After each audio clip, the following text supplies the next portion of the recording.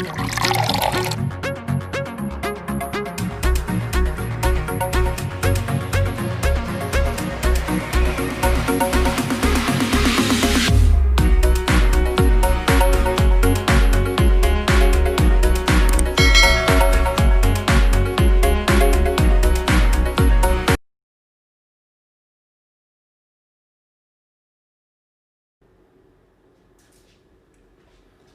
Student, my self Anil Kushwaha.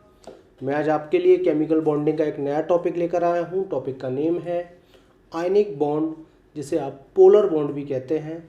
ठीक है, हमने प्रीवियस वीडियो में फॉर्मल चार्ट डिस्कस किया था, कोवेलेंट बॉन्ड डिस्कस किया था, coordinate bond, Lewis acid, Lewis base and characteristics covalent bond के एंड कोऑर्डिनेट बॉन्ड के। लेकिन आज मैं आयनिक बॉन्ड का डिस्कशन करूँगा। ठीक है, अगर किसी ने मेरे इंट्रोडक्शनरी वीडियो देखे हैं, ऑक्टेट रूल्स देखा है, तो मैंने वहाँ पे बहुत कुछ आपको बताया था। अभी मैं आयनिक बॉन्ड की कोई बात नहीं करूँगा। मैंने आपको दो कैटेगरी बनाकर दी थी, एक hydrogen helium, lithium beryllium boron, carbon nitrogen oxygen fluorine neon, sodium magnesium, aluminium silicon, phosphorus sulphur chlorine, argon and potassium calcium. मैंने यहाँ पे दो कैटेगरी बनाई थी। ये पॉजिटिव टीम थी, ये नेगेटिव टीम थी आपकी। ठीक है, ये पॉजिटिव टीम थी, ये नेगेटिव टीम थी। ये आपकी नोबल गैस थी। ठीक है, ये आपकी नोबल गैस थी। ये सारा डिस्कशन हो चुका था। सारे एलिमेंट ऑक्टेट फिल करना चाहते हैं। ऑक्टेट फिल करने के लिए वो कुछ भी करने को तैयार है। ऑक्टेट फिल करने के लिए वो कुछ भी करने को तैयार है, चाहे शेयरिंग करनी पड़े, लेन देन करना पड़े, या केवल उधारी देना पड़े, है ना, ये सब करने को वो तैयार है। ठीक है, आपको मैंने ये चीज़ क्लियर कर दी थी अपने इंट्रोडक्शन में कि जब भी एक पॉजिटिव एलिमेंट होगा, एक नेगेटिव एलिमेंट होगा, आपका हमेशा आयनिक बॉन्ड बनेगा। आपका कौन सा बॉन्ड बनेगा? आयनिक बॉन्ड आपका बनेगा। ये बात मैं आपको पहले ही समझा चुका था। मान लीजिएगा आपसे कोई कहता मेरे पास एक LiCl है, मेरे पास एक KCl है, मेरे पास एक NaCl है, मेरे पास एक CaCl2, मेरे पास एक MgO, मेरे पास एक Na2O, मेरे पास एक CaO और मेरे पास एक CaCl2, और मुझे केवल इतना पता करना है क्या ये सारे कंपाउंड मेरे, ठीक है, ये सारे कंपाउंड मेरे, ठीक है, क्या ये मेरे सारे कंपाउंड आयनिक होंगे, आयनिक बॉन्ड फॉर्म्ड करेंगे? यस। Li पॉजिटिव टीम का है, Cl नेगेटिव टीम का है, नो डाउट सर आयनिक फॉर्म्ड करेगा। K पॉजिटिव टीम का है, Cl नेगेटिव है, आयनिक बॉन्ड फॉर्म्ड करेगा। तो रिपीट हो गया। Ca आपका वापस पॉजिटिव टीम का है, Cl नेगेटिव का है, आयनिक बॉन्ड फॉर्म्ड करेगा। MgO Mg positive, oxygen negative, ionic bond formed करेगा। Na2O की बात करें, Na पॉजिटिव, O नेगेटिव, ये भी सर आयनिक बॉन्ड फॉर्म्ड करेगा। CO की बात करें सर, ये भी पॉजिटिव और नेगेटिव की टीम से है, ये भी आयनिक बॉन्ड फॉर्म्ड करेंगे। अब हमें पहले ये डिसाइड करना है कि ये बनते क्यों हैं। ठीक है, हमने आपको पहले भी बताया था, अगर दो एटम्स के बिटवीन इलेक्ट्रॉन का ट्रांसफर हो रहा है, a bond formed by transfer of electron between atoms, अगर टू एटम्स के बिटवीन इलेक्ट्रॉन का ट्रांसफर हो रहा है तो एक आयनिक बॉन्ड फॉर्म्ड होगा, जिसे आप इलेक्ट्रोकोवेलेंट बॉन्ड्स भी कहते हैं। जिसे आप क्या कहते हैं मेरे बच्चे? इलेक्ट्रोकोवेलेंट बॉन्ड भी कहते हैं, और कुछ पढ़े लिखे लोग इसे 100% पोलर बॉन्ड भी कहते हैं। याद रखेंगे कि आपके 100% पोलर होते हैं, पार्शियली पोलर नहीं होते हैं। पहले आप इसे पॉज करके नोट कर लें, फिर मैं आगे की बात आपसे करूंगा। ठीक है, डेफिनेशन मैंने राइटिंग कर दी है, डेफिनेशन हम लोगों ने राइटिंग कर दी है। इस टॉपिक में हमें बहुत कुछ सीखना है, इस टॉपिक में हमें बहुत कुछ सीखना है। उसके बाद हमारी बहुत ज़बरदस्त थ्योरी स्टार्ट होने वाली है, बैलेंस बॉन्ड थ्योरी स्टार्ट होने वाली है इस टॉपिक के बाद हमारी। वहाँ पे हम लोग सीखेंगे बॉन्ड कैसे फॉर्म्ड होते हैं, सिग्मा पाई बॉन्ड फॉर्मेशन कैसे होता है, ये सारी चीज़ें हम लोग डिस्कस करेंगे। बड़ा गजब का टॉपिक है, वहीं से हम लोग हाइब्रिडाइजेशन निकालेंगे, है ना, वहीं से हम हाइब्रिडाइजेशन का कॉन्सेप्ट देंगे आप लोगों को। ठीक है, बने रहिए, आप देखते रहिए। ठीक है, और अच्छा लगे तो और भी लोगों को बताइए, नहीं लगे तो कोई दिक्कत नहीं है, वो आपकी इच्छा है। मेरा काम पढ़ाने का है, मैं पढ़ा रहा हूँ, बस जितना मेरे पे आता है उतना मैं पढ़ा देता हूँ। ठीक है, चलिए। हमसे किसी ने कहा, पहले तो आपको मैं क्लियर कर दूं, आपको ऑलरेडी पता है, इंट्रोडक्शन वीडियो दे सकते हैं। लास्ट वैलेंशियल इलेक्ट्रॉन आपको आने चाहिए, वैलेंशियल इलेक्ट्रॉन आपको आने चाहिए, बिना उसके मैं नहीं बना पाऊंगा बॉन्ड। मैं पहले भी इंट्रोडक्शन वीडियो देख लीजिए प्लीज़, वहाँ पे सबके निकलवाना सिखाया है। सोडियम के कितने होते हैं, मैग्नीशियम के कितने, एल्युमिनियम के कितने, सब बताया गया है। ठीक है, चलिए एग्जाम्पल डिस्कस करते हैं कि आखिरकार आयनिक बॉन्ड फॉर्म कैसे होता है। मान लीजिएगा आपके पास कोई NaCl ले आता है, आपको पता है Na पॉजिटिव है, Cl नेगेटिव है। एक काम करो सर, दोनों को आप अलग अलग कर लो। Na का बैंक वैलेंस कितना है, 281 होगा वैलेंशियल इलेक्ट्रॉन टोटली। क्लोरीन का वैलेंशियल इलेक्ट्रॉन कितना है, 287 है। सब लोग ऑडी खरीदना चाहते हैं, ऑडी मीन सब लोग ऑक्टेट फिल करना चाहते हैं। ऑक्टेट फिल करने के लिए वो कुछ भी करने को तैयार है। सबसे ज़्यादा हालत किसकी खराब है, Cl की, क्योंकि वो तो नेगेटिव टीम का है, उसको ज़्यादा आवश्यकता है ऑडी की, वो ज़्यादा इलेक्ट्रॉन पहले लेना चाहता है। Na तो पॉजिटिव टीम का है, पॉजिटिव के पास एक बार को ना हो तो कोई फर्क नहीं है, और उन लोगों का तो खानदानी काम देना है। आपने सीखा है भाई, इलेक्ट्रोपॉजिटिव एलिमेंट्स का काम ही यही है, इलेक्ट्रॉन देना, ना कि इलेक्ट्रॉन लेना। अगर इलेक्ट्रॉन ले लिया हमें किसी मेटल ने तो उसकी तो मार्केट में बदनामी हो जाएगी, तो बदनामी तो हमें करानी नहीं मेटल की। ठीक है, तो क्लोरीन मेटल के पास आया, बोलो भाई आप तो पैसे वाले हो, आप तो बहुत अमीर हो, आपके पास तो एक नहीं 15 ऑडी हैं, आप मेरी तो ऑडी आ जाने दीजिए, आप एक इलेक्ट्रॉन मुझे दे दीजिए। Na को दया आ गई, Na ने अपना एक इलेक्ट्रॉन ट्रांसफर कर दिया। जब Na ने अपना एक इलेक्ट्रॉन ट्रांसफर कर दिया तो पिक्चर बदल गई।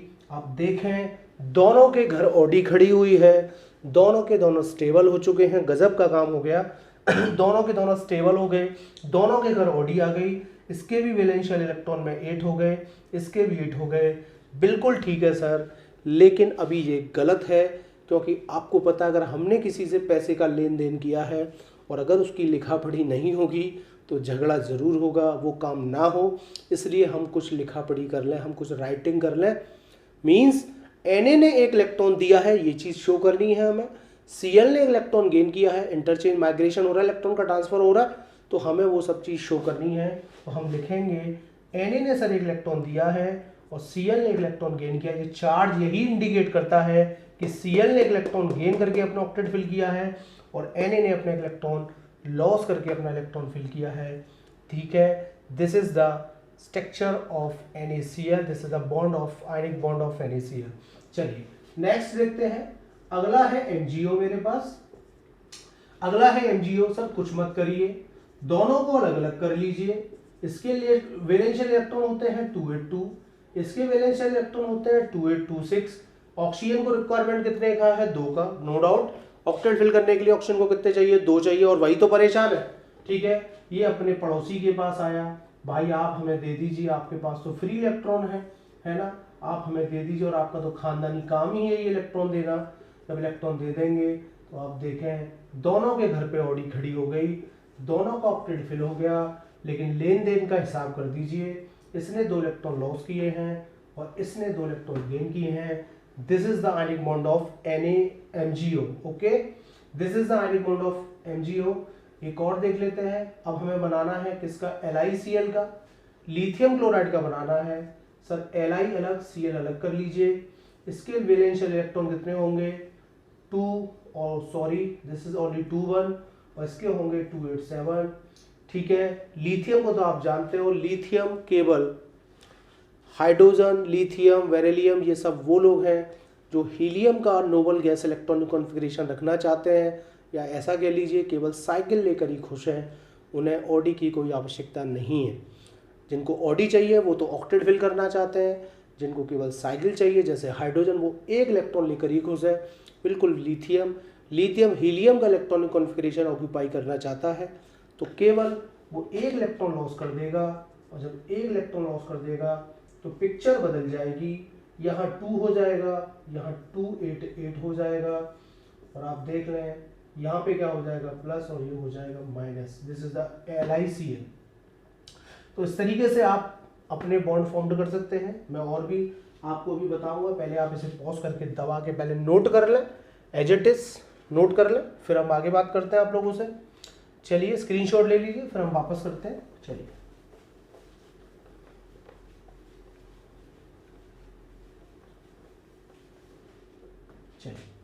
एक और देख लेते हैं, 2 और देख लेते हैं। एक आया हमारे पास MgCl2 और एक हमारे पास आया CaCl2।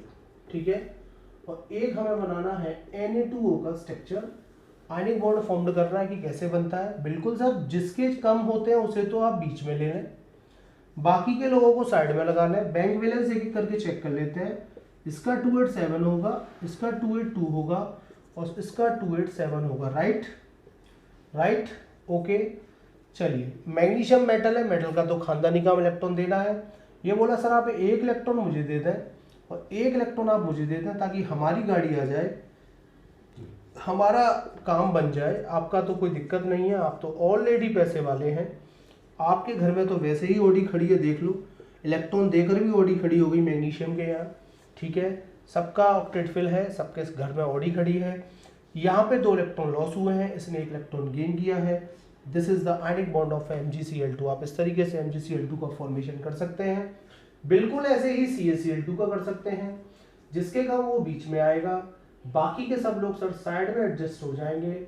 इसके लास्ट शेल में 287, इसके लास्ट शेल में 282 आएगा।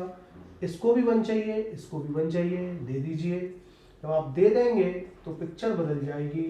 यहाँ 288, यहाँ ओनली 28, यहाँ वापस 288, और आप देख सकते हैं यहाँ पे 1 गेन किया है और यहाँ से 2 लॉस हुए हैं। This is the ionic bond of CaCl2। Na2O का भी बना सकते हैं, सर ने कहा है जिसके कम वो बीच में आएगा, बाकी के सब लोग साइड में आएंगे। इसके होते हैं 281, इसके होते हैं 281 और इसका होता है 226। ठीक है, ये कहेगा मेटल से भाई आप हमें 1 इलेक्ट्रॉन दे दें। अब दे देंगे तो पिक्चर बदल जाएगी, नई पिक्चर कुछ ऐसी दिखाई देगी आपको। देखें, सबका ऑक्टेट कंप्लीट हो चुका है, सबका ऑक्टेट कंप्लीट हो चुका है। इस तरीके से आप किसी भी आयनिक कंपाउंड्स का स्ट्रक्चर बना सकते हैं। ठीक है, प्रैक्टिस करिए, पॉज करके नोट कर लीजिए। अब मैं आगे बात करूंगा इनकी कैरेक्टरिस्टिक्स की, जो ज़्यादा इम्पोर्टेंट है। ओके,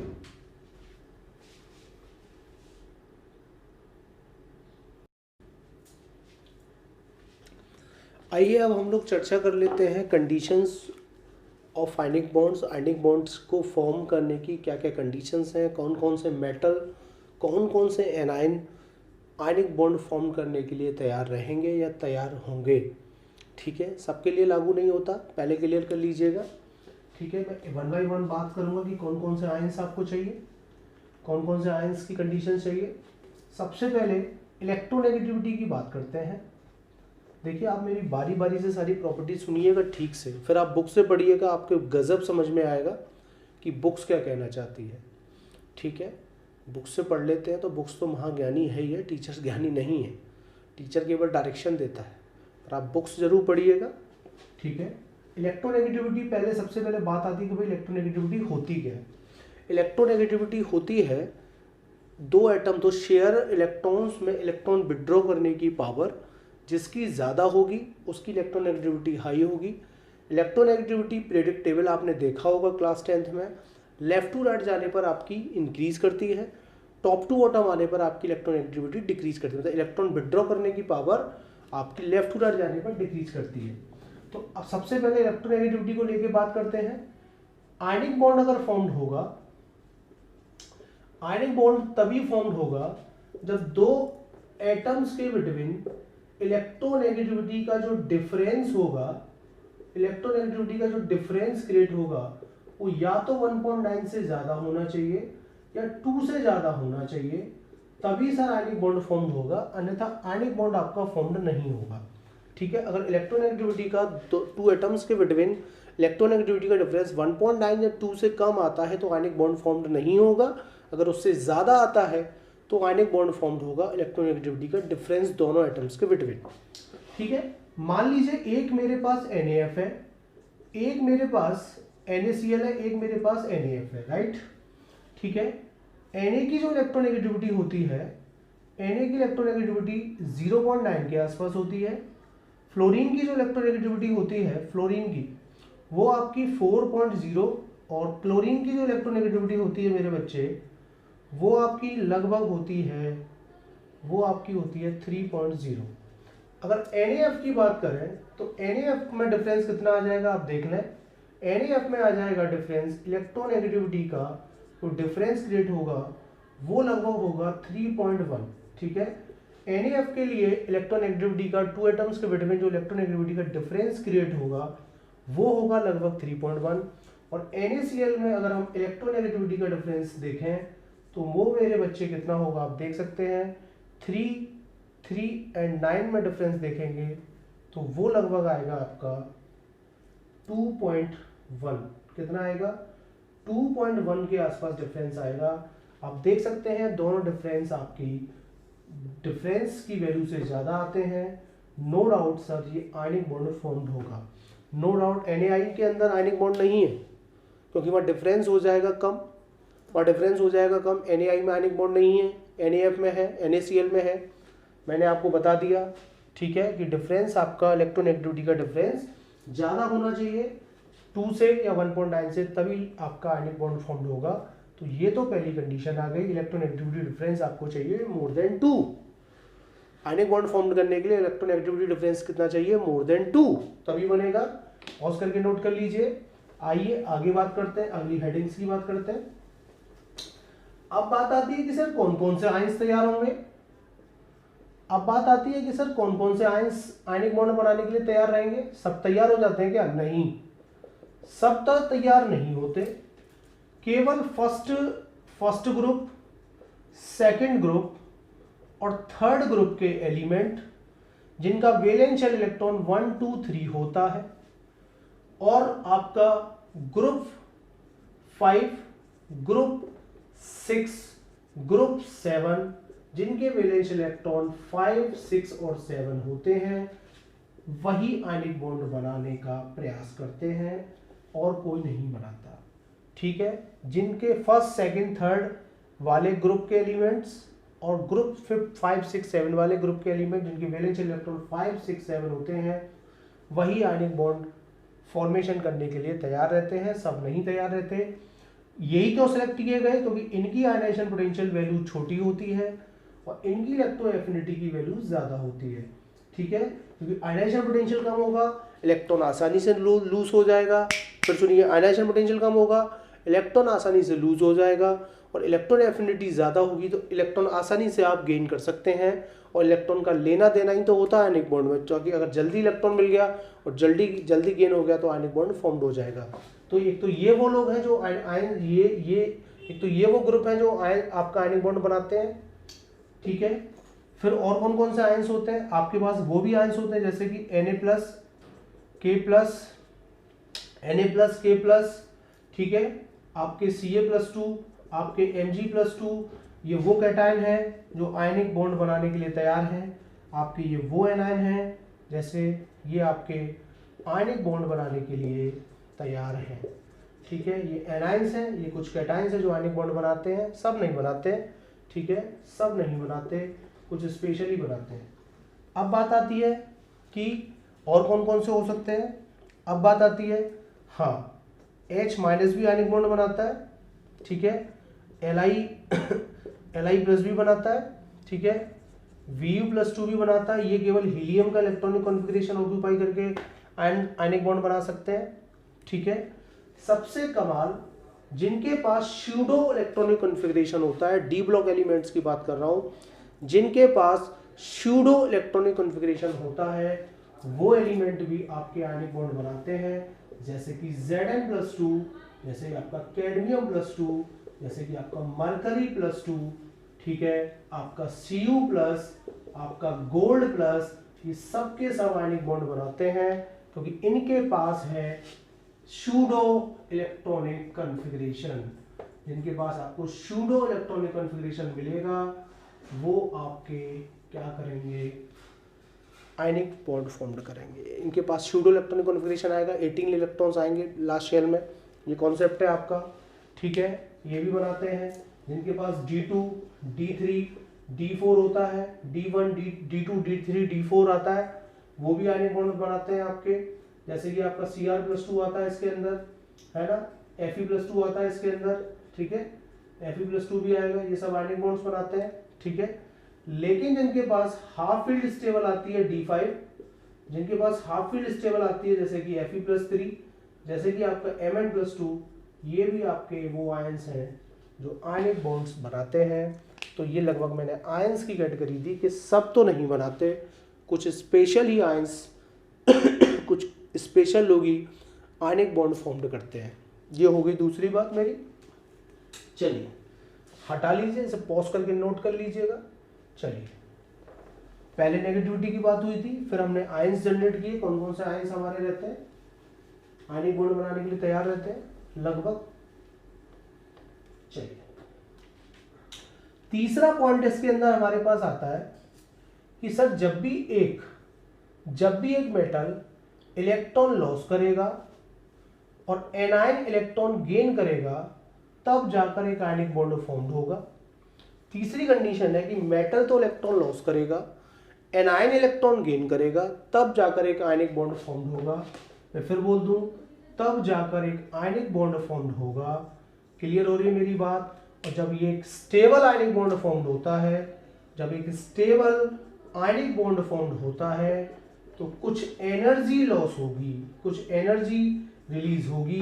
जब एक स्टेबल आयनिक बॉन्ड फॉर्म होगा तो कुछ एनर्जी रिलीज होगी और उसी को हम लोग कहते हैं हीट ऑफ फॉर्मेशन।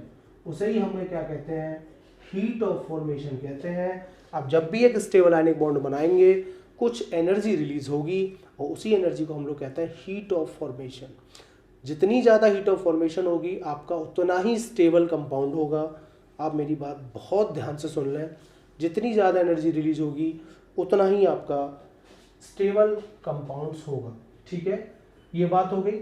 इस एनर्जी को हम निकालना सीखेंगे, प्रॉपर निकालेंगे। जब एक आयनिक कंपाउंड का फॉर्मेशन कर रहे होंगे तो हम इस एनर्जी को भी निकालेंगे। उसके लिए हम एक अलग से वीडियो बनाएंगे आपके लिए। बॉर्न हेवर साइक्लिक स्ट्रक्चर से हम आपको सिखाएंगे कि एनर्जी कैसे निकलेगी। हम वहाँ पे लेटेस्ट एनर्जी का भी एक कॉन्सेप्ट आपको देंगे। हम वहाँ पे आपको एक एनर्जी, लेटेस्ट एनर्जी का भी कॉन्सेप्ट देंगे। ठीक है, तो अभी हम यहाँ पे कोई बात नहीं कर रहे हैं उसकी, बॉर्न हेवर साइक्लिक की और लेटेस्ट एनर्जी की, ये सब हम नहीं जानते अभी हम कुछ और कर रहे हैं। ठीक है, तो एक कैटायन मेटल तो इलेक्ट्रॉन लॉस करके तो उस पर आ जाएगा कैटायन, एनायन इलेक्ट्रॉन गेन करेगा तो उस पर आ जाएगा anion.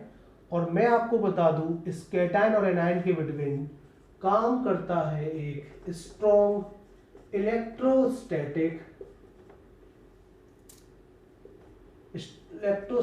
Force, strong electrostatic force. ठीक है, ठीक है, इलेक्ट्रोस्टैटिक फोर्स काम करता है स्ट्रॉन्ग।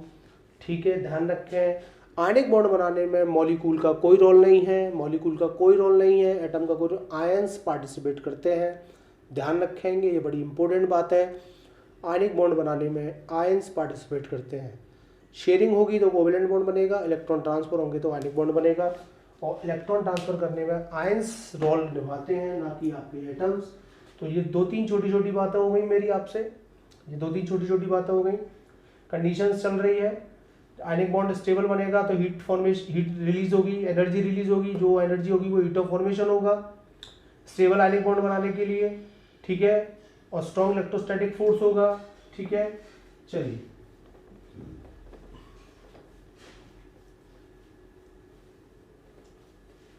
तो ये तो हो गई हमारी कंडीशंस। अब हम डिस्कस करेंगे कैरेक्टरिस्टिक्स। ठीक है, अब हम लोग डिस्कस करेंगे कैरेक्टरिस्टिक्स।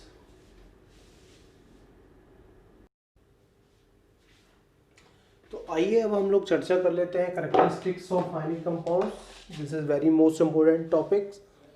मैं आपको क्लियर कर दूं कि आपका ऑब्जेक्टिव पैटर्न है, ऑब्जेक्टिव पैटर्न के हिसाब से आप अपनी थ्योरी पढ़िए, क्वेश्चंस करिए, प्रीवियस क्वेश्चंस जो रहते हैं आपकी बुक्स में, साइड बुक्स में, क्वेश्चंस जरूर करिए, प्रैक्टिस जरूर करिएगा आप लोग। ठीक है, सबसे पहले हम लोग चर्चा करेंगे फिजिकल स्टेट की। ठीक है, फिजिकल स्टेट की चर्चा करेंगे। ठीक है, आपके जो आयनिक कंपाउंड्स हैं, आपके जो आयनिक कंपाउंड है, ठीक है, वो आपके क्रिस्टलाइन सॉलिड है। आपके जो आयनिक कंपाउंड है वो क्रिस्टलाइन सॉलिड है, एक 3D में रेगुलर अरेंज रहते हैं, एक 3D के अंदर 3 डायमेंशनल रेगुलरली अरेंज रहते हैं, रेगुलरली पैक्ड रहते हैं। आप समझ सकते हैं जैसे कि एक NaCl का साल्ट है आपके पास, ईच Na आपका जो है वो 6 क्लोराइड आयंस के सराउंडेड अटैच्ड होगा। Each chloride 6 Na plus ions के साथ रेगुलरली अरेंज होगा। तो रेगुलरली अरेंज होते हैं, रेगुलरली पैक्ड होते हैं, रिपीटेशन में रहते हैं और क्रिस्टलाइन सॉलिड्स होते हैं लगभग। ठीक है, ये फिजिकल स्टेट की बात हो गई मेरी। ठीक है, फिर उसके बाद आता है melting point and boiling point. ठीक है, दूसरा आता है मेरे पास melting point and boiling point. Melting point and boiling point are very high. ठीक है, जनरली इनका मेल्टिंग पॉइंट और बॉइलिंग पॉइंट, आयनिक सॉलिड्स जो होते हैं आपके, आयनिक कंपाउंड जो होते हैं, मेल्टिंग पॉइंट और boiling point are very high. ये आपसे पूछा जाएगा, ऐसा क्यों, आखिरकार हाई क्यों होगा, ये आपसे पूछा जाएगा। क्योंकि आप जानते हैं कि जब एक आयनिक कंपाउंड आयनिक सॉलिड फॉर्म्ड होगा तो एक कैटायन और एनायन जनरेट होंगे, उस कैटायन एनायंस के बिटवीन काम करता है स्ट्रॉन्ग इलेक्ट्रोस्टैटिक फोर्स, और उस फोर्स को तोड़ने के लिए आपको मैक्सिमम एनर्जी रिक्वायर्ड करनी पड़ेगी। कोवेलेंट बॉन्ड में तो वीक बॉन्ड होता है, आपका वंडरवाल्स उसकी कम होती है, कोऑर्डिनेट्स की आयनिक के नीचे कोवेलेंट से ज़्यादा होती है। तो याद रखेंगे आप लोग कि melting bond boiling bond ionic compounds का असर बहुत हाई होगा, क्योंकि उसे तोड़ने के लिए आपको स्ट्रॉन्ग इलेक्ट्रोस्टैटिक फोर्स को तोड़ना पड़ेगा, ज़्यादा एनर्जी का रिक्वायरमेंट होगा। फिजिकली क्रिस्टलाइन सॉलिड होते हैं, 3D में अरेंज्ड होते हैं, पैक्ड होते हैं रेगुलरली, डेंसिटी बहुत हाई होती है इनकी, ठीक है। तो फिजिकल स्टेट की बात हो गई, मेल्टिंग पॉइंट की बात हो गई, सबसे गजब सॉल्युबिलिटी की बात करूंगा, ठीक है, सॉल्युबिलिटी की बात करता हूं, ठीक है। सॉल्युबिलिटी की बात करूं तो ये लाइक डिजोल्व लाइक के कॉन्सेप्ट को फॉलो करते हैं। पहले तो सुन लीजिएगा मेरी बात बहुत ध्यान से, ये लाइक डिजोल्व लाइक के कॉन्सेप्ट को फॉलो करते हैं। मतलब आपके जो आयनिक कंपाउंड्स हैं वो लगभग 100% पोलर होते हैं, एक पोलर और एक नॉन पोलर स्पीसीज आपके पास है मान लीजिएगा, ठीक है। तो polar species like dissolve like को फॉलो करते हैं, तो पोलर स्पीसीज पोलर में ही डिजोल्व होना पसंद करती है। ये लाइक डिजोल्व लाइक के कॉन्सेप्ट को फॉलो करते हैं, पोलर पोलर में ही डिजोल्व होना पसंद करता है। आपने देखा होगा कि आपने कभी अगर NaCl को वाटर में डिजोल्व किया है, वो तुरंत डिजोल्व हो जाता है कि वाटर भी आपका पोलर है और NaCl तो आपका 100% पोलर है। लाइक डिजोल्व लाइक के कॉन्सेप्ट को फॉलो करते हैं। अगर आप इसी NaCl को बेंजीन में डालते हैं तो डिजोल्व नहीं होगा, अगर आप इसी NaCl को बेंजीन में डालते हैं, अदर सॉल्वेंट में डालते हैं तो नहीं होगा, नॉन पोलर सॉल्वेंट में डालते हैं तो डिजोल्व नहीं होगा, क्योंकि लाइक डिजोल्व लाइक के कॉन्सेप्ट को फॉलो ये नहीं करेगा, ठीक है। तो लाइक डिजोल्व लाइक के कॉन्सेप्ट को फॉलो करते हैं, सॉल्वेंट उस बेस पे डिपेंड करती है। अच्छा सुनिएगा, जब आपके NaCl वाटर के अंदर जाता है, वाटर नहीं है मान लो कोई और सॉल्वेंट है, तो होता क्या है कि वाटर के जो एनायन होंगे वो आपके Na+ आयन को इस तरीके से इंटरेक्ट कर लेंगे चारों तरफ से, ठीक है। आपके Na+ आयन को इस तरीके से इंटरेक्ट कर लेंगे चारों तरफ से, ठीक है, इस तरीके से वाटर के अंदर होगा। और जो आपके Cl आयन है उनको आपके H+ आयन इंटरेक्ट कर लेंगे इस तरीके से, ठीक ना। मेरी बात सुनिएगा ध्यान से, मैं क्या बताना चाह रहा हूँ आप लोगों को। आपके H इंटरेक्ट कर लेंगे क्लोराइड को, ठीक है, नेगेटिव पॉजिटिव चाहिए, पॉजिटिव को नेगेटिव चाहिए, इस तरीके से अट्रैक्ट कर लेंगे चारों तरफ से।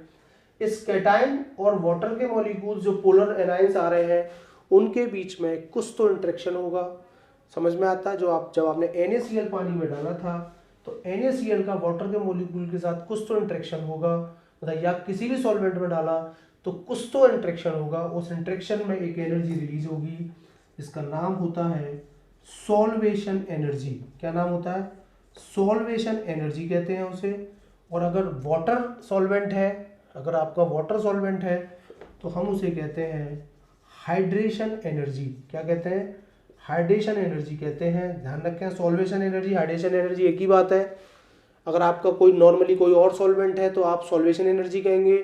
जब आपका एनायन कैटायन कुछ भी गया वाटर के साथ या सॉल्वेंट के साथ इंटरेक्शन करेगा, एक एनर्जी निकलेगी, एनर्जी जो निकलेगी वो सॉल्वेशन होगी।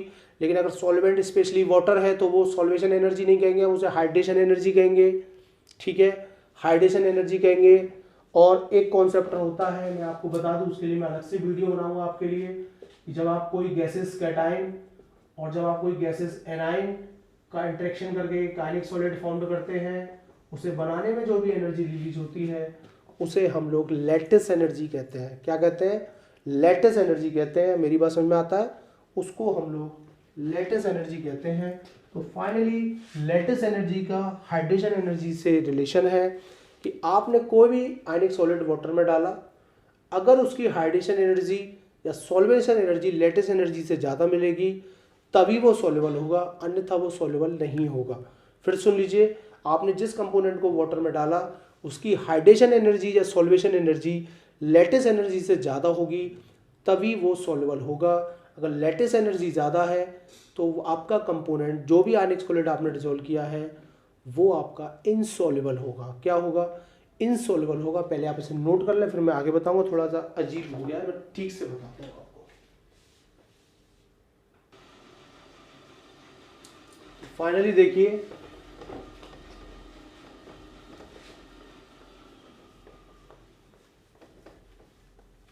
मैंने आपसे ये कहा था, लाइक सॉल्वेंटी की बात कर रहे हैं, कि आप किसी भी एक गैसेस फ्री कैटायन और गैसेस फ्री एनायन से जब एक 1 मोल आयनिक सॉलिड फॉर्म करते हैं, उसे बनाने में जो एनर्जी रिलीज होती है वो आपकी कहलाती है लैटिस एनर्जी। क्या कहलाती है? लैटिस एनर्जी आपकी कहलाती है। ओके। और जब आप किसी भी आयनिक सॉलिड को वाटर में डिजोल्व करते हैं, डिजोल्व करने पर जो एनर्जी रिलीज होती है वो आपकी कहलाती है हाइड्रेशन एनर्जी। क्या कहलाती है? वो आपकी कहलाती है हाइड्रेशन एनर्जी। तो आपका जब तक आपका कंपोनेंट आयनिक सॉलिड, आपका आयनिक कंपाउंड वाटर में सॉल्युबल नहीं होगा, जब तक आपकी हाइड्रेशन एनर्जी आपके लैटिस एनर्जी से ज़्यादा नहीं होगी, जब तक वो आपका सॉल्युबल नहीं होगा। ठीक है। अगर वो गलती से लैटिस एनर्जी आपकी हाइड्रेशन एनर्जी से ज़्यादा आ गई तो आपका वो आयनिक सॉलिड इनसॉल्युबल होगा। जैसे कि barium sulphate, calcium carbonate, AgBr, AgI, AgCl, PbSO4, लगभग ये सारे के सारे आयनिक सॉलिड वाटर इनसॉल्युबल होते हैं। ध्यान रखें, ये क्वेश्चन ऑब्जेक्टिव में हो सकता है आपके लिए। बेरियम सल्फेट कैसा है सर? वाटर इनसॉल्युबल होगा। कैल्शियम कार्बोनेट वाटर इनसॉल्युबल होगा। AgBr, AgI, AgCl, lead sulphate सबके सब वाटर इनसॉल्युबल होंगे, क्योंकि इनके लिए हीट ऑफ हाइड्रेशन आपकी बहुत कम होगी। और heat of hydration lattice energy से ज़्यादा आती तो ये सॉल्युबल होते, लेकिन इनकी हीट ऑफ हाइड्रेशन कम है। ये हम सीखेंगे जब हम लैटिस एनर्जी का एक टॉपिक पढ़ेंगे अलग से, और बॉन एवर साइक्लिक स्ट्रक्चर पढ़ेंगे, तब हम ये समझेंगे। फिलहाल मैंने यहाँ सॉल्वेंटी का कॉन्सेप्ट आपको बताया। ठीक है, सॉल्वेंटी का मैंने आपको कॉन्सेप्ट बताया यहाँ पे थोड़ा सा। ठीक है, आइए नई चीज देखते हैं, कंडक्टर्स।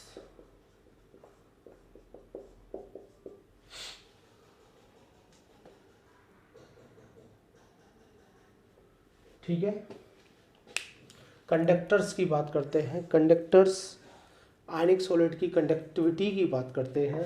कंडक्टिविटी की बात करूं तो आपके जो आयनिक सॉलिड होते हैं, आपके जो लगभग आयनिक सॉलिड होते हैं वो नॉन कंडक्टर होते हैं। ठीक है, नॉन कंडक्टर्स होते हैं in solid state. Solid state में वो कैसे होते हैं? वो नॉन कंडक्टर्स का काम करते हैं। बट आयनिक सॉलिड आपके जो होते हैं, आयनिक सॉलिड, ठीक है, आयनिक सॉलिड नॉन कंडक्टर्स होते हैं in solid state, but conductors होते हैं वो इन मोल्टन स्टेट। किसमें? मोल्टन स्टेट में वो कंडक्टर्स का काम करते हैं, क्योंकि उनके पास फ्री आयंस आ जाते हैं। ठीक है, मैं आपको करके दिखा देता हूं। ये आपका एक NaCl है, मान लो सॉलिड फॉर्म में NaCl है, ये आपका सॉलिड NaCl है। आपने इसमें कोई भी इलेक्ट्रोलाइट दिया, ठीक है, आपने इसमें कोई भी इलेक्ट्रोलाइट दिया, कोई कंडक्टेंस फ्लो नहीं होगी। ठीक है, लेकिन अगर आपने मोल्टन स्टेट ले लिया है NaCl का, क्या ले लिया? NaCl का मोल्टन स्टेट ले लिया है, और अब आप इलेक्ट्रोलाइट्स करें तो आपको पता है यहाँ पे बहुत सारे Na होंगे, बहुत सारे Cl होंगे मोल्टन स्टेट में। जैसे ही इलेक्ट्रोलाइसिस स्टार्ट होगी, इसको आप एनोड कहते हैं, है ना, इसको आप कैथोड कहते हैं, है ना, नेगेटिव को एनोड कैथोड कहते हैं हम जनरली, और पॉजिटिव को कैथोड कहते हैं। हालांकि गैल्वेनिक शेल में ऐसा नहीं होता, वो अलग बात है हमारी। तो यहाँ पे बहुत सारे फ्री आयंस होंगे, Na+Cl आयंस, वो माइग्रेट करना शुरू कर देंगे। जब आयंस माइग्रेट करेंगे तो करंट फ्लो होगा। ठीक है, इलेक्ट्रॉन्स माइग्रेट करेंगे तो करंट फ्लो होगा, कंडक्टेंस आएगी। तो ये गजब की चीज़ थी कि सॉलिड स्टेट आपके सॉलिड स्टेट में जो आयनिक सॉलिड्स होते हैं, आयनिक कंपाउंड्स होते हैं, वो नॉन कंडक्टर्स होते हैं, लेकिन वो मोल्टन स्टेट में कंडक्टर्स का काम करते हैं। ये बात मैंने आपको बता दी।